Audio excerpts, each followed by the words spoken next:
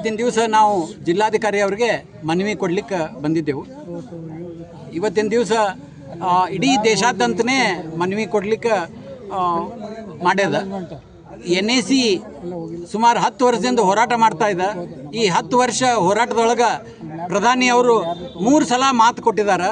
ನಾನು ನಿಮ್ಮ ಕೇಸ್ ಜಿನಾಯಿನದ, ನಾನು ನಿಮ್ಮ ಪೆನ್ಷನ್ ಹೆಚ್ಚು ಮಾಡಿ ಕೊಡ್ತೀನಿ, ಸ್ವಲ್ಪ ಕಾಯಿರಿ ಅಂತ ಹೇಳಿದ್ದಾರೆ. ಕಾಯುವುದಂದ್ರೆ 10 ವರ್ಷಗಟ್ಟಲೆ ಕಾಯುವುದು ಅಂದರೆ ಹೆಂಗೆ? ನಮ್ಮ ವಯಸ್ಸು ಹಿಂದೆ ಹೋಗ್ತದೆ. ನಾವೆಲ್ಲ 60 ವರ್ಷಕ್ಕೆ ಹೋರಾಟ ಶುರು ಮಾಡಿ ಇವತ್ತು 70 ವಯಸ್ಸಿನೊಳಗೆ ಅದೇವು. ಇನ್ನೂ ಎಷ್ಟು ವರ್ಷ ಬದುಕ್ಬೋದು ನಾವು? ಅದಕ್ಕೆ ನಮ್ಮ ಪೆನ್ಷನ್ ಹೆಚ್ಚು ಆಗಲೇಬೇಕು ಅಂಥೇಳಿ ನಾವು ಒತ್ತಾಯ ಮಾಡ್ತಾಯಿದ್ದೆವು. ಸರ್ಕಾರ ಪ್ರತಿ ಸಲ ನಾವು ಹೋರಾಟ ಮಾಡಿದಾಗ ನಮ್ಮನ್ನು ಕರೆಸಿ ಮಾತಾಡ್ತದೆ, ಶೀಘ್ರದಲ್ಲೇ ಮಾಡಿಕೊಡ್ತೇವೆ ಅಂತ ಹೇಳ್ತಾರೆ. ಆದರೂ ಇವತ್ತಿನ ತನಕ ಹೇಳ್ತಾ ಇಲ್ಲ. ಇವಾಗ ಏನು ಹೇಳ್ತಾ ಇದ್ದಾರೆ ಅಂದ್ರೆ, ನಿರ್ಮಲಾ ಸೀತಾರಾಮನ್ ಅವ್ರಿಗೆ ಭೇಟಿಯಾಗ್ಯದ ಮೊನ್ನೆ ಹೋರಾಟದೊಳಗೆ 9, 10, 11 ಮಾರ್ಚ್ ಒಳಗೆ. ಆಮೇಲೆ ಮನ್ಸುಖ್ ಮಾಂಡವಿಯಾ ಅವ್ರಿಗೆ ಭೇಟಿಯಾಗಿದ್ದದ. ಅವರೆಲ್ಲರೂ ಏನು ಹೇಳ್ತಾ ಇದ್ದಾರೆ ಅಂದ್ರೆ, ನಿಮ್ಮ ಕೆಲಸ ನಾವು ಮಾಡಿದೆವು, ನಿಮ್ಮ ಕೆಲಸ ಶೀಘ್ರದಲ್ಲೇ ಘೋಷಣೆ ಮಾಡ್ತೇವೆ ಅಂತ ಹೇಳ್ತಾರೆ. ಇವತ್ತಿನವರೆಗೂ ಯಾವುದೇ ಬರ್ತಾ ಇಲ್ಲ.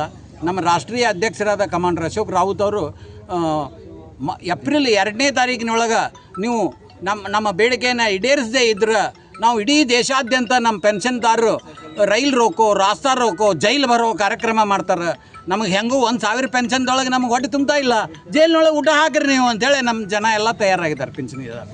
ಅದಕ್ಕೆ ಸರ್ಕಾರಕ್ಕೆ ನಾವು ಮತ್ತೆ ಒತ್ತಾಯ ಮಾಡೋದೇನು ಅಂತಂದ್ರೆ, ನೀವು ಮಾತು ಕೊಟ್ಟಂಗೆ 3 ವರ್ಷ ಆಯಿತು, ನೀವು ಮಾತು ಕೊಟ್ಟಂಗೆ ನಮಗೆ ಮಿನಿಮಮ್ ಪೆನ್ಷನ್ 7,500 ಪ್ಲಸ್ DA ಮಾಡಲೇಬೇಕು ಅಂತೇಳಿ ನಾವು ಮತ್ತೊಮ್ಮೆ ಒತ್ತಾಯ ಮಾಡ್ತಾ ಇದ್ದೀವಿ. ಸರಿ, ಇವತ್ತು ಪ್ರತಿಭಟನೆ ಇದಲ್ಲ, ಇವತ್ತರ ಬರೀ ಕೊಡತ್ರೆ ಇದು ರಾಜ್ಯಾದ್ಯಂತ ಇದೆ, ದೇಶಾದ್ಯಂತ ಅದ.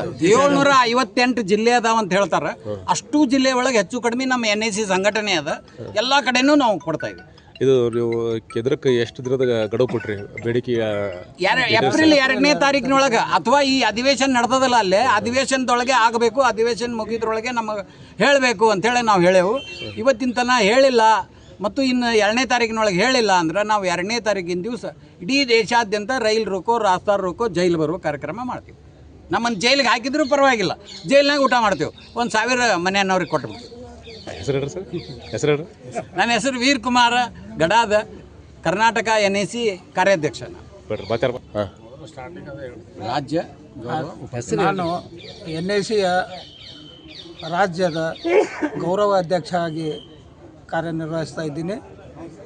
NAC ಇದು ಸಂಘಟನೆ ಒಬ್ಬ ನಿವೃತ್ತ ಸೇನಾಧಿಕಾರಿಯಿಂದ ಶುರುವಾಗಿದ್ದು, ಕಮಾಂಡರ್ ಅಶೋಕ್ ರಾವತ್ ಅಂತ ಹೇಳಿ ನೇವಿ ಒಳಗೆ ಕಮಾಂಡರ್ ಇದ್ದರು.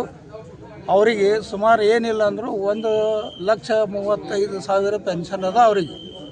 ಅವ್ರು ತಮ್ಮ ಪೆನ್ಷನ್ಗೆಲ್ಲ ಇತರ ಕಾರ್ಮಿಕರಿಗೆ ಅನ್ಯಾಯ ಆಗ್ಯದ. ಇಲ್ಲಿ ಈ ಅನ್ಯಾಯನ ಸರಿಪಡಿಸಬೇಕು, ಇವರಿಗೆಲ್ಲರಿಗೆ ಕನಿಷ್ಠ ಪಿಂಚಣಿ ಕೊಡಿಸಬೇಕು ಅನ್ನೋ ಒಂದು ಉದ್ದೇಶ ಇಟ್ಕೊಂಡು ರಾಷ್ಟ್ರವ್ಯಾಪಿ ರಾಷ್ಟ್ರೀಯ ಸಂಘರ್ಷ ಸಮಿತಿದು ಸಂಘಟನೆಗಳು ಬೆಳೆಸಿ ಬೃಹತ್ ಸಂಘಟನೆ ಇದು ಇಡೀ ಪ್ರಪಂಚದೊಳಗೆ ಮಾದರಿಯ ಸಂಘಟನೆಯಾಗಿ ಹೊರಹೊಮ್ಮೆದ.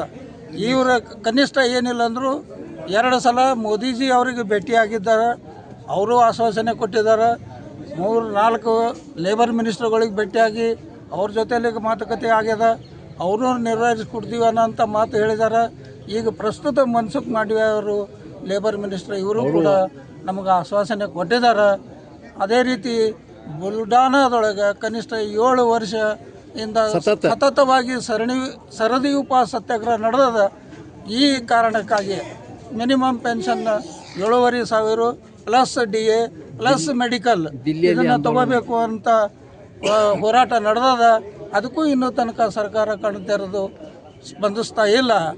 ಯಾವುದೇ ನಿರ್ಣಯಗಳು ಸರ್ಕಾರ ಮಟ್ಟದಲ್ಲಿ ತೆಗೆದುಕೊಳ್ಬೇಕಾದ್ರೆ ಇದ್ರದ್ದು ಸಂಘಟನೆ ಅದರ ಒಂದು ಏನದ ಅದಕ್ಕೆ ಮಾನ್ಯತೆ ಸಿಗಬೇಕಂದ್ರೆ ಇಡೀ ದೇಶ ತುಂಬ ಈ ನಮ್ಮ NACಗೆ ಮಾನ್ಯತೆ ಸಿಕ್ಕದ. ಈಗ ಆದರೂ ಸರ್ಕಾರ ಇನ್ನೂ ಕಣ್ತೆರೆದು ನೋಡಲ್ಲ.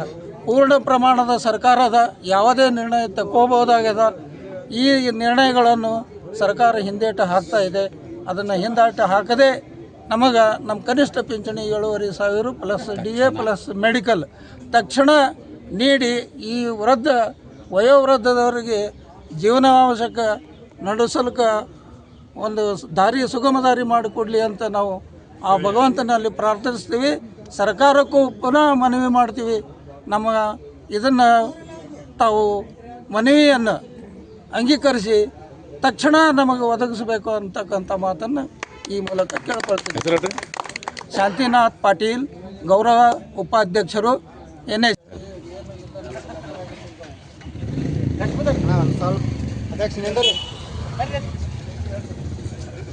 ನಾವು RD ಒಳಗೆ ತುಂಬಿದ್ರೆ ನಮ್ಗೆ 15-20 ಸಾವಿರ ರೂಪಾಯಿ ಪೆನ್ಷನ್ ಬಡ್ಡಿ ಬರ್ತಿತ್ತು.